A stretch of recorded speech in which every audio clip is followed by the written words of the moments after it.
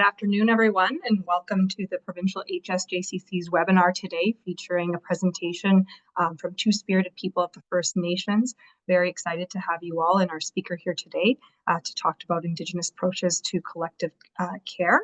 Before we begin today's webinar, I would like to start with a land acknowledgement. So as a settler living and working in Toronto, I wish to acknowledge the land that I'm standing on today, which is the traditional territories of many nations, including the Mississaugas of the Credit, the Anishnaabekwe, the Chippewa, the Haudenosaunee, and the Wendat people, and is now home to many diverse First Nations. The treaty was signed for this particular parcel of land and is collectively referred to as the Toronto Purchase Treaty 3 and applies to land east of Brown's Line to Woodbine Avenue and north towards Newmarket. Want to recognize their contributions to this place and express our gratitude for our ability to come together today and learn on today's webinar. On behalf of the Provincial HSJCC, we are committed to acknowledgements of the land before meetings. However, we recognize that this is only a small part of cultivating our strong relationships with the First Peoples of Canada. True reconciliation is a process of healing relationships, and that requires public truth sharing, apologies, and commemoration that acknowledge and redress past harms. It also requires constructive action on addressing the ongoing legacies of colonialism that have had such destructive impacts on Indigenous peoples' education, cultures, language, health, child welfare, and the administration of justice. Through our work, the Provincial HSJCC is committed to creating more equitable and inclusive spaces within the human services and justice sectors that address systemic racism and closing gaps in social health and economic outcomes between Indigenous and non-Indigenous Ontarians. We are grateful to all Indigenous groups for their commitment to protect the land, and we're committed to reconciliation, partnership, and enhanced understanding. So for today's webinar, I'm Candice Vanna. I'm the Director of Justice Policy at CMHA Ontario. I also have a co-host, Erin Paquette, who is our Justice Lead Policy Analyst. Ashley Addison from the HSJCC Secretariat is also here to help with the chat and Q&A. We will have a Q&A period at the end of the webinar following our speaker's presentation. However, if you do want to ask a question along the way, you can type that into the Q&A box. There's also a chat function for you to put in comments. This webinar is being recorded, and the recording, along with the slides and all of the resources from today's presentation, will be emailed to you following the webinar. We will hold a few minutes just at the end following the Q&A for a short survey. We really appreciate hearing feedback from all of our participants so that we can work to improve our webinars and knowledge exchange opportunities moving forward. Before I pass over to the speaker, just a reminder for those who may be new here about the HSJCC network. The Human Services and Justice Coordinating Committee network is comprised of 38 local committees, 14 regional, and 1 provincial committee. Each of them is a voluntary collaboration between the health, human services, and justice sectors, mental health and addiction organizations, and partner from the justice sector, including Crown attorneys, judges, police services, and correctional services providers. So enough from me. I'd like to introduce, and it is my pleasure to introduce our speaker for today, Saige McMahon, she, her, is an Anishnaabekwe settler from Treaty 3 territories, Rainy River First Nations. She identifies as being part of the queer community. She is the director of the Indigenous-led crisis response pilot, which you'll hear some about today, and has been working in various capacities with two-spirited people of the First Nations for roughly 5 years. So thank you so much for being here, Saige, and I'll turn it over to you. Thank you so much. I'm just gonna share my screen quickly and then we'll be able to get started.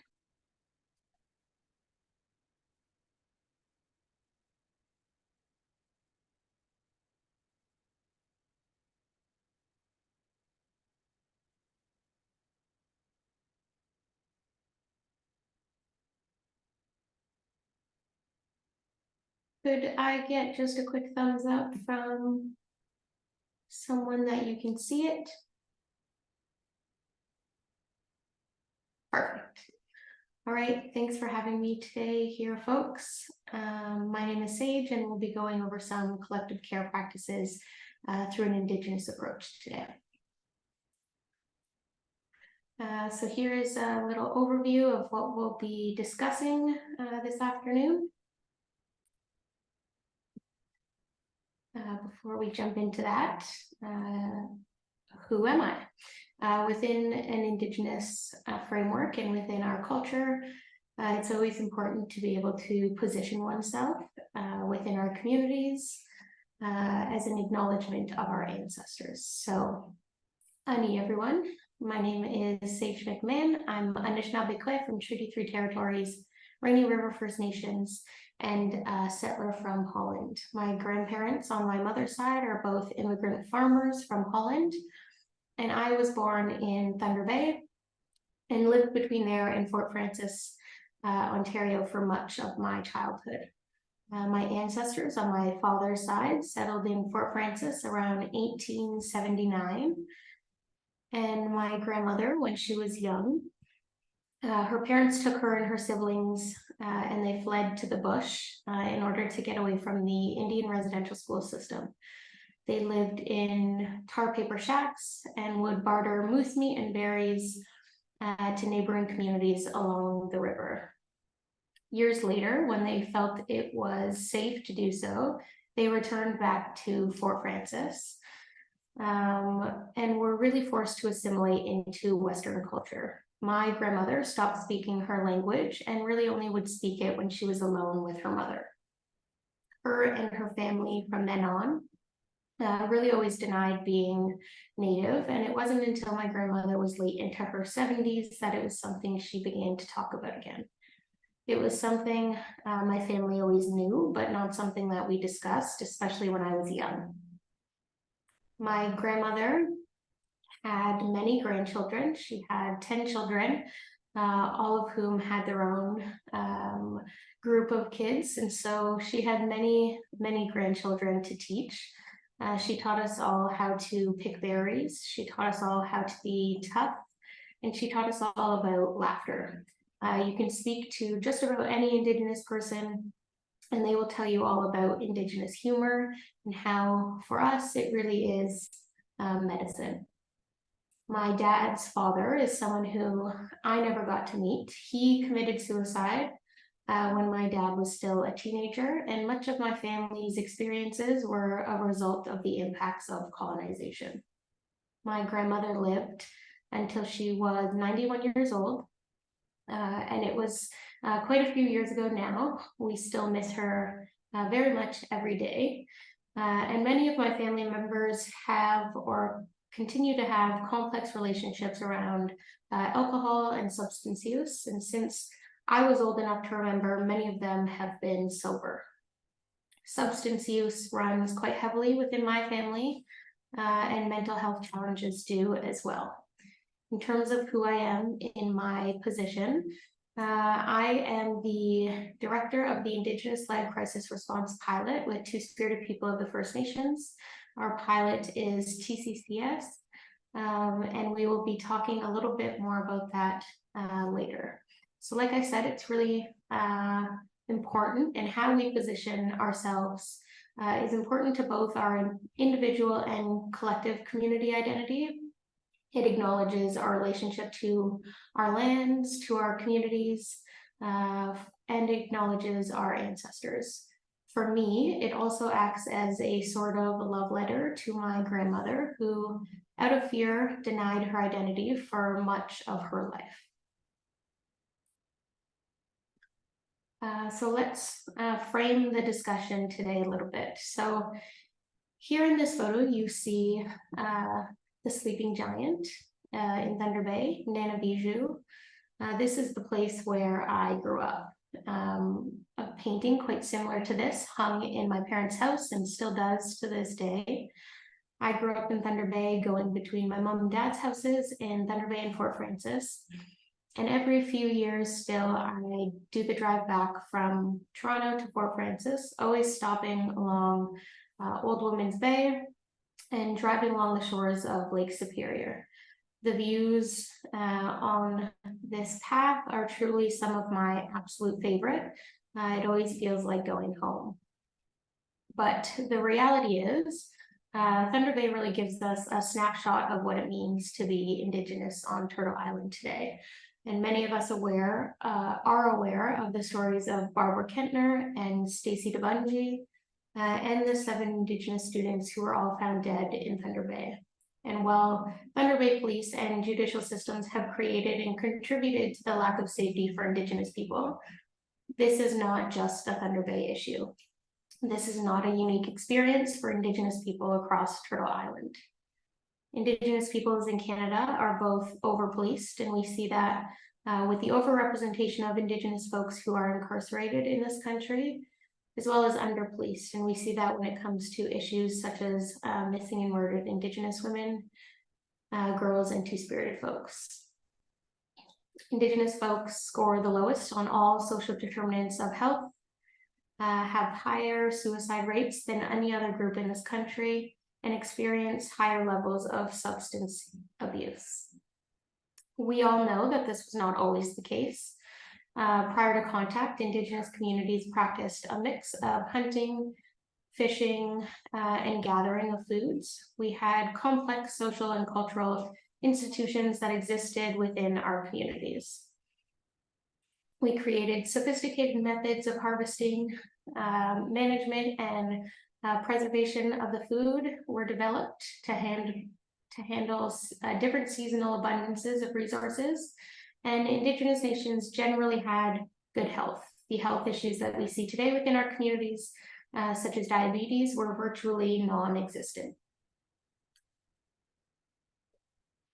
Communities were relatively and typically quite small. They were mobile and often following different harvest locations based on the season. Our communities carried and continue to carry intimate and expansive knowledge about the lands, healing practices, and medicines.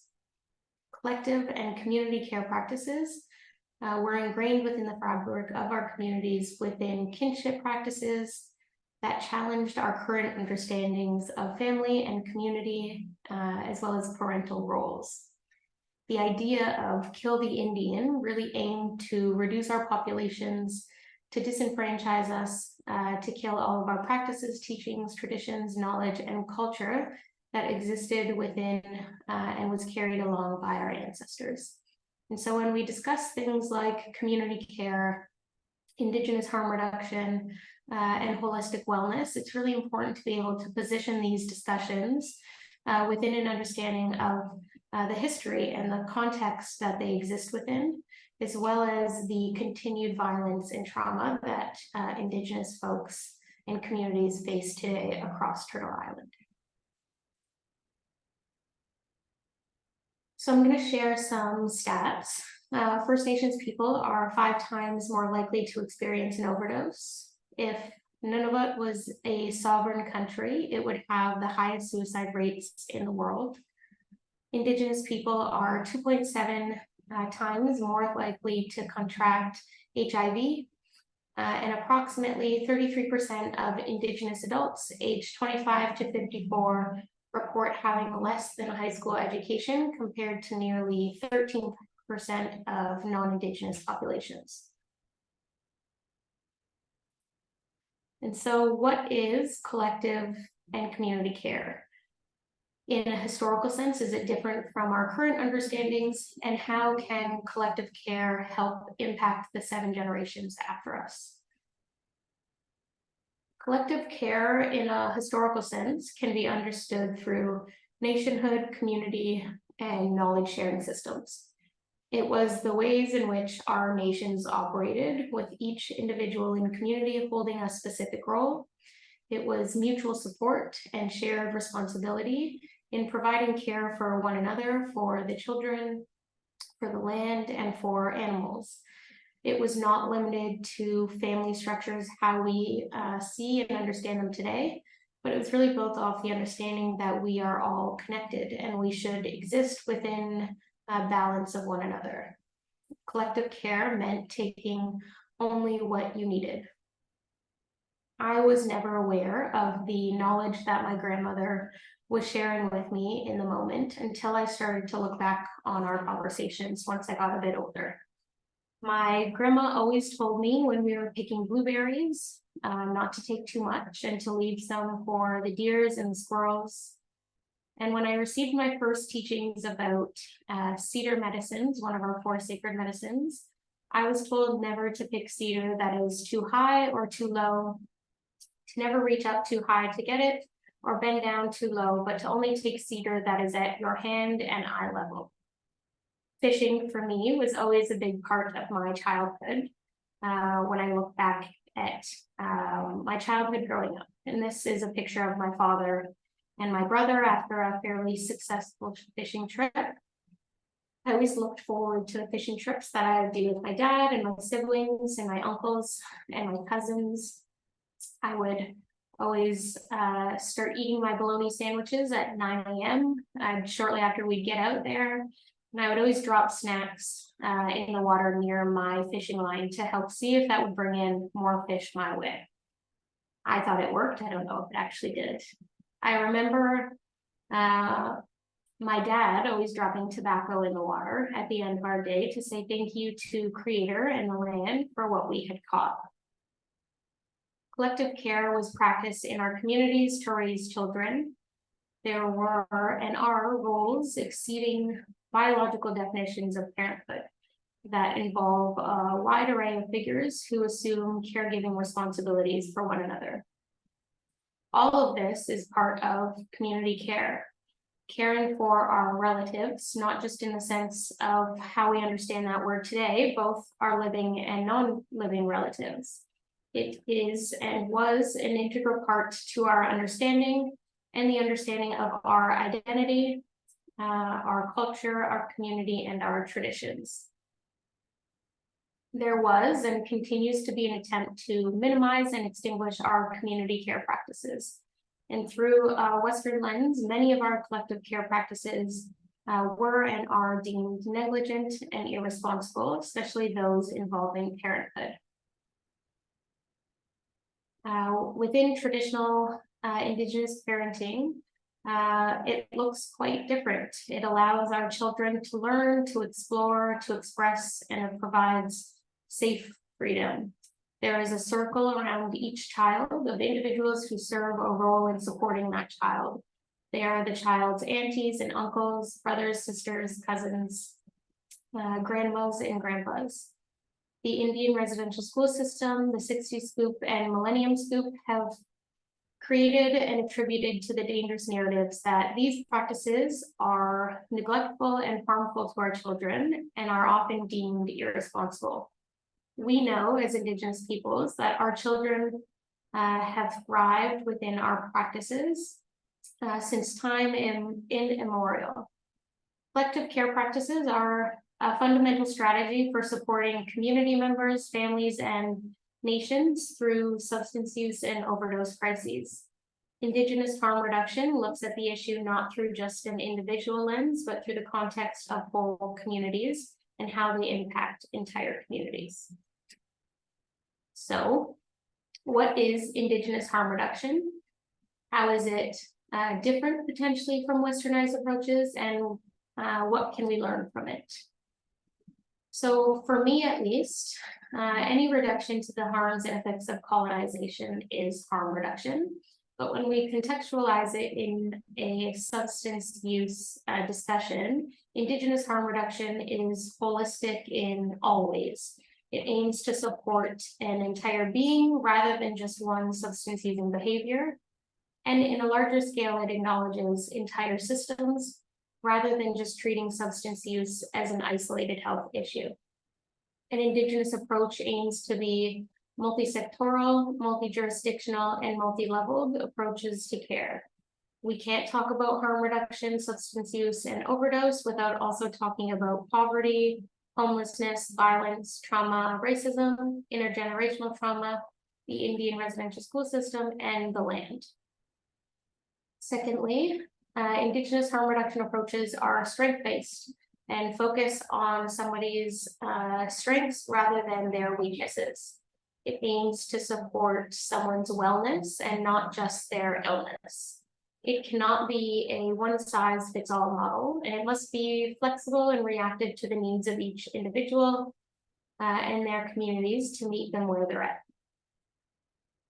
An Indigenous approach is culturally grounded in Indigenous knowledge systems, traditions, ceremonies, the land, and the language. It is not pan-Indigenous, but it is responsive to the diversities carried by our many nations and our many communities. And lastly, it must be relational. Indigenous harm reduction is an act of unconditional love. It is non-judgmental, and it is a way of life for many of our people. Our policies and procedures and practices around harm reduction and all the work that we do needs to be based in community and reflexive to the community to ensure that colonial systems are not reinstated. There are many complexities in working in harm reduction within Indigenous communities. Because of the Indian residential school system, many reserves and nations practice abstinence because of the churches that were established on these lands. And so at times within our communities, conversations around harm reduction can also be multi-leveled and complex. I personally have never met an Indigenous person who has not been personally impacted by substance use. This is not a unique experience, but it has become the Indigenous experience. And so how overdose and substance use impacts our communities is really like a ripple in water. It is often felt beyond just the immediate individual or family. And collective and community care at times also looks like collective mourning. When a community member overdoses or dies due to a toxic supply, this is something felt through entire communities. It is also something often responded to by entire communities through ceremony, gathering, with food, fasting, and like I said, laughter earlier. Issues such as police violence and substance use, intergenerational trauma, mental health within an Indigenous perspective cannot be understood from a singular or individual lens, and they cannot be responded to as an individual issue. They must be understood within the context of identity and the communities that these ripples impact. So when I am consistently talking about and noting Indigenous approaches and Indigenous approaches to wellness, supporting an entire being, this is what I am referring to. This is one version of a medicine wheel, and there are many different teachings based on different nations. Some nations do not use medicine wheels, but these are just the teachings that I carry. So the medicine wheel aims to understand the health and wellness of an individual's spirit, their emotions, their physical body, and their mental health as one whole. Should any one of these things be out of balance, then they all are. It really teaches us about our relationship with ourselves, with our kin, with the land, and how it is all interwoven. Each piece connected and guiding one another, and it teaches us all about balance, both within ourselves and within the world around us. Holistic health and wellness aims to center not just an individual, but also the community, identity, the land, animals, and all aspects of oneself in our understanding of wellness. Holistic wellness is not just one thing, and it is not just one individual. It is all things and all people. And so why are Indigenous approaches so important?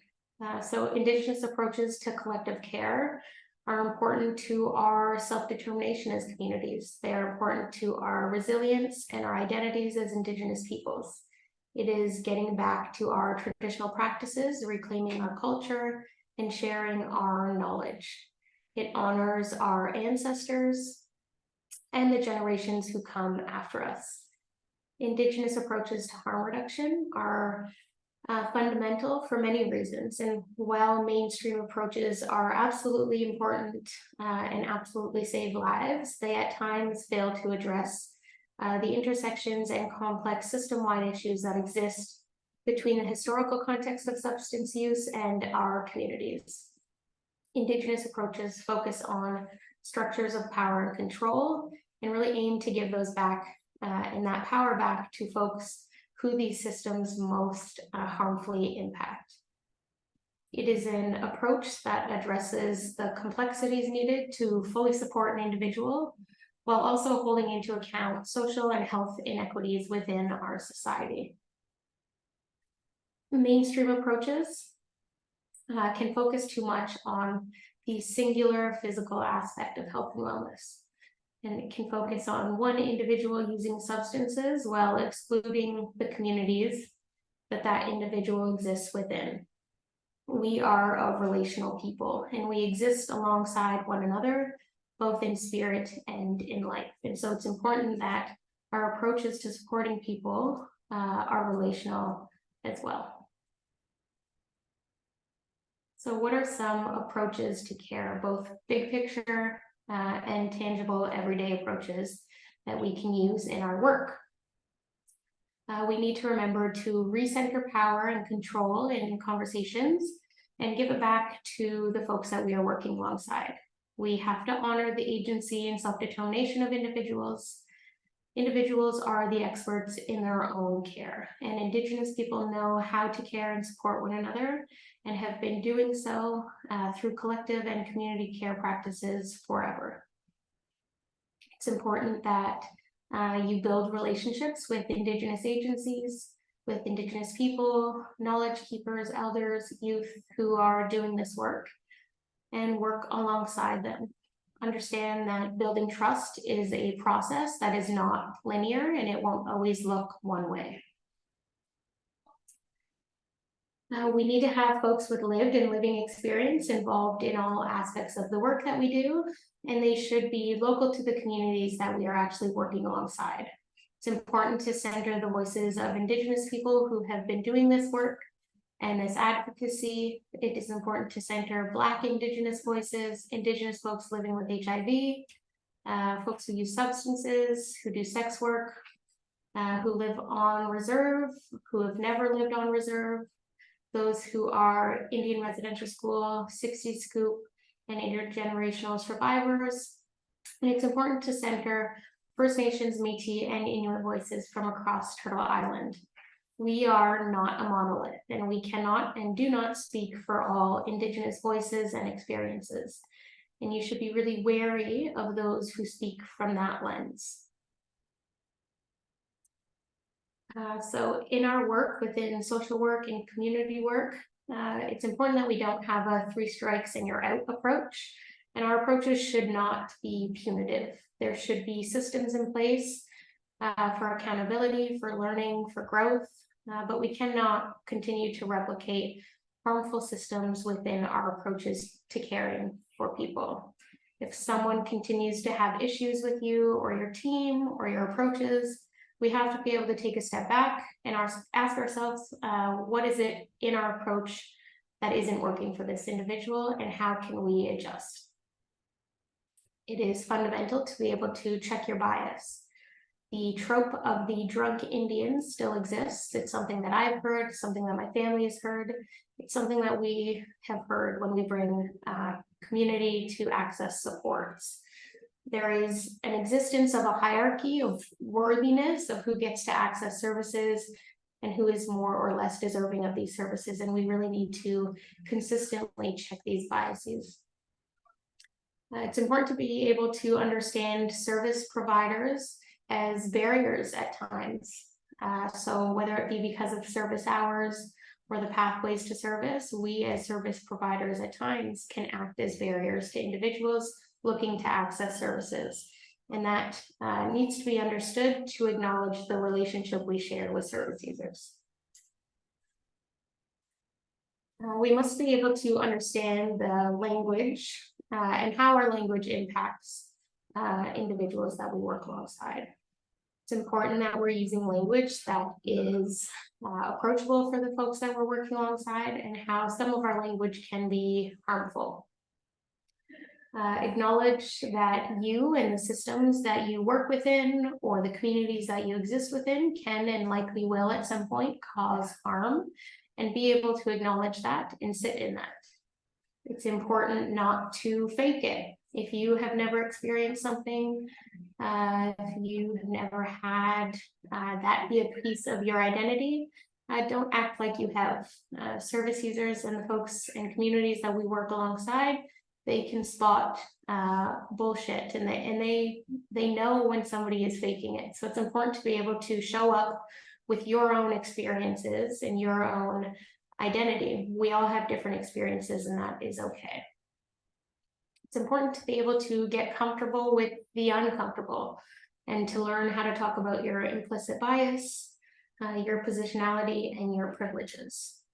And this goes for all of the approaches, but it cannot be pan-Indigenous. It has to be responsive to each individual and their specific wants and needs, or a community's specific wants and needs. Lastly, we all have a role in collective and community care practices. So what is your role? How are you contributing to shared responsibilities within your communities? And lastly, I'm going to talk about the TCCS pilots. And so the TCCS pilots provide a community-based response to mental health and/or substance use crises, utilizing an equity-based, anti-racist, person-centered, trauma-informed response. TCCS is designed to move away from unnecessary police responses and to connect people to the resources that they need in community. So we are the Indigenous specific response pilot, and our name, Kamamwizme Winognoendaing, translates to coming together to heal, look after, and take care of one another. For a very long time, Black and Indigenous and trans communities were calling for an alternative in terms of responses for community members experiencing crisis, and police and state violence have created a lot of harm within those communities. In 2020, just as the years before and the years after, there were a number of police brutality cases local to the GTA. And what came about, and as a response to those cases, which were all supposed to be wellness checks, was a call to action and the development of the TCCS pilots. So in terms of who we respond to both the Indigenous and non-Indigenous community within our specific geographical catchment area, which is Division 14 and then 51 and 52. We respond to folks who are and who meet our referral criteria, which is that they are non-violent, have no weapons, and are not actively engaging in suicide. Our team is made up of myself, the director. We have a manager, a supervisor. We have admin support, nurses, crisis response specialists, harm reduction workers, peer support workers, case managers, community resource specialists, data specialists, and support from elders, clinical supervision, and therapists. While we do respond to anyone within our catchment area, those who identify as Indigenous, Black, people of color, to us LGBTQIA+, as well as those who are houseless, use substances, have mental health related issues, or who have experienced police violence are our priority populations. But again, we do respond to anyone within our response areas.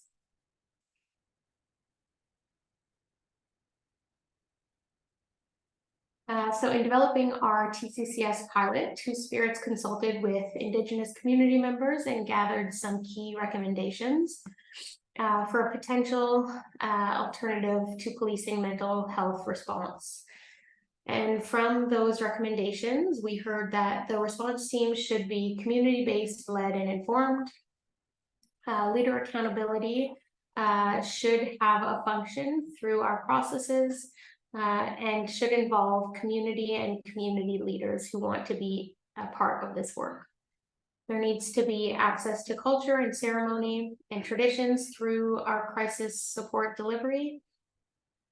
Care and wellness are developed over time and over a continuum rather than in a one-time interaction, and our care needs to be consistent. There needs to be better systems in place for those who are in crisis and have children and families. Child apprehension within our community is grounded in state aggression, Indian residential school systems, and intergenerational trauma. And so we need to be given the power to create kinship-like relationships within our communities in order to care for our children in times when we are unable to do so. There should be little to no frontline work being done by the City of Toronto in the delivery of this initiative. It needs to be community-led. And lastly, if police were involved, Indigenous community members would not feel safe in this process. And so our community made it very clear that they needed this service to be grounded in an understanding of historical and social injustice inequalities, and recommended having greater access to traditional ways of doing in times of crisis, ceremonies, access to medicine, food sovereignty, and land-based programming. Shortly after we began the development of our TCCS pilot in partnership with Anishnaabekwe and Parkdale Queen West Community Health Center. And on July 11th of 2022, we launched our TCCS pilot, and it has been operational 24/7 since then. We offer crisis response, de-escalation, crisis intervention, and suicide intervention, harm reduction supports, access to primary care, basic life needs like food, water, clothing, tents, sleeping bags, etc., traditional supports and access to those supports, mental health supports, system navigation, referral coordination, shelter supports, family and kinship supports, and case management supports. So we operate in Division 14, like I said, as well in Division 51 and 52. In Division 51 and 52, we are specific to the Indigenous community who is requesting an Indigenous specific response. So here's our program delivery model. I won't spend a lot of time going through it, but we created this in consultation with community and our advisory committee. It shares really an example of implementing Indigenous approaches to community care and collective care into the work that we're doing. We all have a part in ensuring that these pilots and these services are successful, and successful by our own definitions of that. And community relationships and collective care really are truly at the center of how our approach operates. Through this, we developed a number of pillars of service as well, applying flexible approaches to care, so it's not a one-size-fits-all model, providing holistic health and wellness supports, ensuring that individuals in crisis have self-determination and are empowered in their care response plans, providing accessible trauma-informed care services, community participation and buy-in throughout each phase of the pilot, and continuous quality improvement of our supports and services. So in terms of a service map, a high-level service map through the delivery of the program, this is really showing how an individual goes from point A through Z, though it is often not linear. An individual can start at one of the three access points. If an individual starts with 911 as the access point, either an individual or a second party caller can call in. If they meet the criteria and consent to be transferred to 211 for an alternative response, then 211 does an assessment piece with the individual to gather more information. Once information is gathered, it is sent to the corresponding team, and the team accepts the dispatch. Our mobile teams would then go and respond in person or over the phone based on the caller's needs and what they have requested. Individuals then can access case management within 48 hours of their crisis. And so if an individual calls directly into 211, this just means that they would skip the processes that involve 911. They would jump right to a 211 assessment, which would then be followed, if they meet criteria, to our dispatch and response. As well, Two Spirits recently launched an Indigenous specific crisis line that operates from 2 p.m. to 2 a.m. The crisis line is intended to provide support to the Indigenous community who are experiencing crisis or need mental health supports. The crisis line is available across the city. However, our mobile visits are limited to our catchment area, but individuals can access case management directly from the crisis line. In terms of case management, this begins up to 48 hours after an individual experiences crisis. It is consent-based and allows the individual to decide what their needs are, as well as what agencies they'd like to work with and who maybe they would not like to work with. Typically happens intensively for up to 3 months, but typically we are seeing that we go beyond that. Once an individual is ready to transition out of case management, they begin peer support, which are less frequent check-ins, a little bit more casual check-ins, and if needed, peers can report back to our case managers should an individual need to circle back to more intensive case management supports. No two individuals pathway through the service looks exactly the same. So as I said, there are a number of ways to access TCCS, 211, 911. We have in the community, which just means while our team is out doing outreach and responses, if we see someone or are notified of somebody in crisis, we can go and respond to them. And then lastly, our Two-Spirit crisis line. The phone number is 416-363-2999, and it operates daily between 2 p.m. and 2 a.m. There are 4 pilots operating in different areas of the city. Ours, as well as Gerstein's, which operates in divisions 51 and 52, and it is located in the downtown east pilot area. Taibu Community Health Center, which operates in divisions 41, 42, and 43, and operates in the northeast of the city, specifically in Scarborough, and then CMHA, which operates in 12, 23, and 31, and represents the northwest pilot area. Here is a map of our service delivery. As you can see, we don't currently cover the entire city, but that is something that we are actively looking to work towards and expand. Within the first 6 months of service, 78% of calls referred from 911 were handled with no intervention by police. And since July 11th, we have responded to just over 2,000 calls. Our team is made up of people all with lived or living experience, and 86% of our team identifies as Indigenous. Of those who are non-Indigenous, 100% identifies being part of the 2S LGBTQIA+ community. So we really pride ourselves on being the community that we work and walk alongside. And that is it for me. My email is down at the bottom here as well, and I believe there is some time for questions, so I will stop sharing.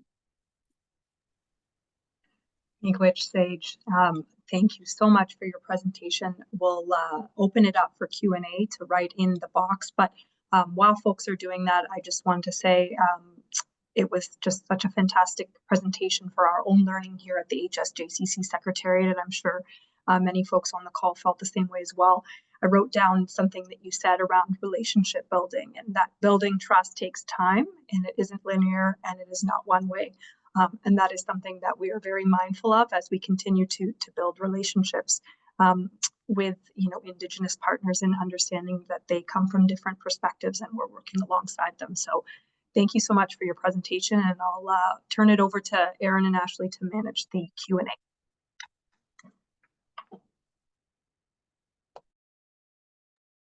So our first question, actually, Saige, is just someone is asking if you can remind everyone of the number for the crisis line. So if perhaps you can put that in the chat so that everyone can jot that down, that would be fantastic. Yep, we'll put it in the chat.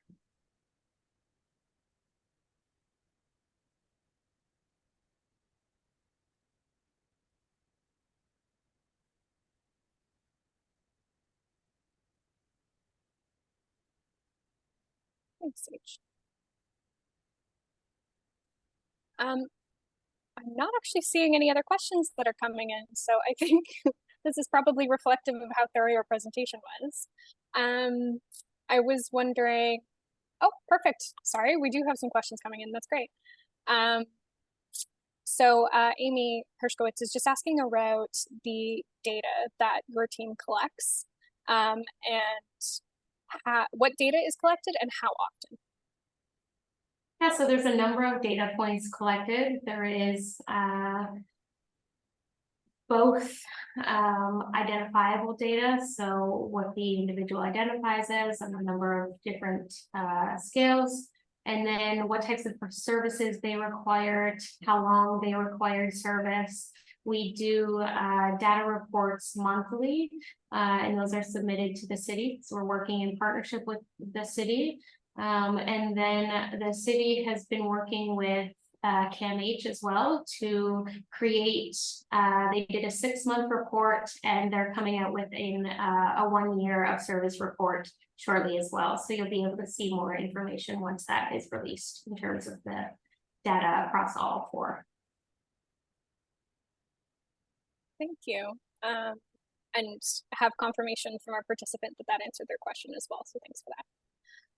Another participant's asking if there are any calls that you do not respond to, and if so, who responds to those calls?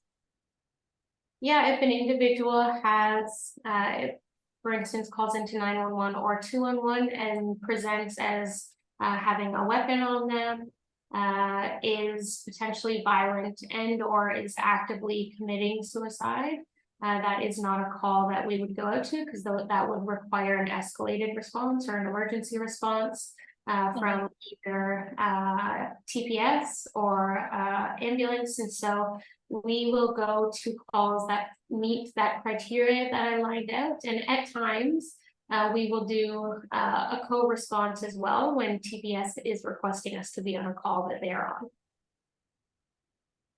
Great, thanks. And Saige, would you also be able to add your email address into the chat for any participants who would like to reach out to you directly?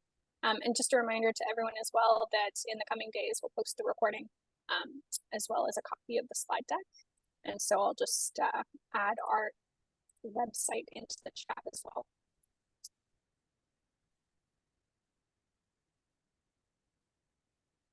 Okay, thanks so much.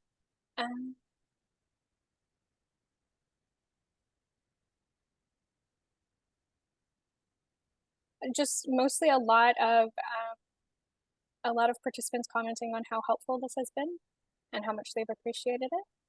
Saige, I was wondering if you could talk a little bit more about the process of having clients referred to 211 and how that has impacted your programming. We have heard in some cases that it can be a little bit difficult to connect services with the individuals in crisis if there isn't sort of that direct line and that training from dispatch. Yeah, so at first, a much higher percentage of our calls were going directly to and filtering through 911. It is now shifted quite a bit, and specifically to our site, more of our calls are being filtered through 211 than they are going to 911. So we're really happy about that being an access point, because that for us means that individuals themselves are calling directly into 211 when they're in crisis, and or community is becoming more and more aware of it as an alternative and able to connect directly into 211. Working with 211 has been great in this instance, because they are able to do that initial response, gathering of information, and then dispatch our team to it. Ideally, we would have direct access from the initial crisis call so that our workers could work with the individual from the moment they call in to the moment that we arrive on scene with them and beyond. Because of the nature of wanting this to expand, be citywide, and be able to operate it with a number of different community partners, it's pretty difficult to do that on such a big scale. And so 211 has been great to be able to divert those calls to us and get us the calls that are within our catchment area. And then a somewhat related question as well is whether the crisis line, as with the crisis team, is limited to the geographic catchment area in which you operate. Is the crisis line? Is it citywide, or is it limited Yep. to? It is citywide. Yeah. So our crisis line, it operates citywide. It's available to any Indigenous person within the GTA. The only thing is we can't necessarily go and do mobile visits for anyone across the city. We can only do those within our catchment area, but an individual could get access directly into case management from calling into the crisis line, and then our case managers would loop back with them within 48 hours. Thank you. There's a question in our Q&A box around, so this participant is indicating that obviously there's no one perspective among First Nations, Inuit, and Métis peoples, but she's asking if you could comment on two-spirited people valuing and experiences of, I'm not 100% sure I understand the question, but I believe what we're getting at is, actually, Jennifer, do you want to maybe ask a question directly? Or rephrase this, because I'm just not sure I'm capturing it correctly.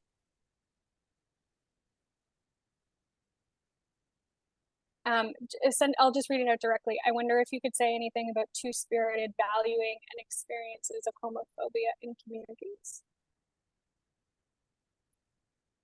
I'm not sure I'm understanding it either. So maybe we can get a little bit more clarification on that question. Another question from someone is how much information the individual in crisis has to provide in order to access service, I'm guessing. Yeah, so if it is a call into 211, we need a location. We need where we can find the individual. We prefer a contact just in case we're unable to locate the individual once we arrive on scene. If they're calling into our crisis line, similar, we need a location. We typically like to get a name, but it can be an alias. It doesn't have to be their real name. It can be whatever name they would like to use. And then in terms of getting access to case management, we need a little bit more information to be able to support the individual. So name, again, could be an alias, a way to contact them if they don't have any contact information, phone number, email, etc. Then a location where we could go check in frequently. For instance, we support a lot of folks who are houseless, and so they'll let us know where in the city they are staying, whether it be a park or on the street somewhere. Where they're frequenting, what agencies they frequent, and then our case managers will go and do frequent drop-ins to those spaces to see if they can connect with those individuals. Thanks, Saige. Couple more questions. So one is around expansion to other police divisions across the city. So whether the program will be expanded to other divisions and what it would take to expand the service to other police divisions as well. Yeah, that's certainly the goal. We would like to see an Indigenous specific response be citywide, as well as the other services for all other populations citywide as well. The city put a call out for expansion proposals a couple of months ago, and I believe it goes to council in October for it to be voted on by council.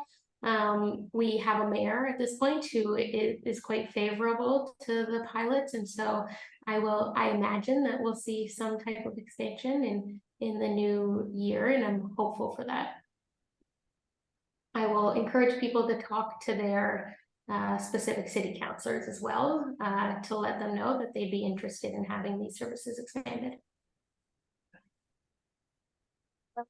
Just one or two more questions. And thanks everyone who submitted them so far. These have been great. Back to the crisis line. So is the crisis line available strictly within the GTA? And if that is the case, are there resources specific to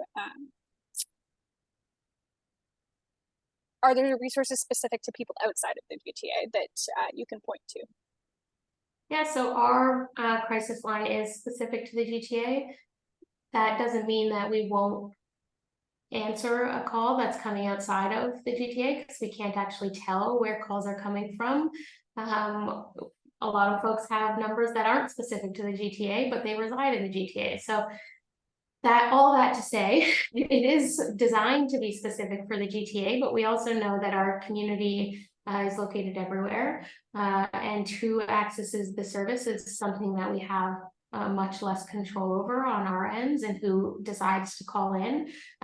We have on our team our harm reduction workers, our peer support workers who support the line, and with them there are a number of resources.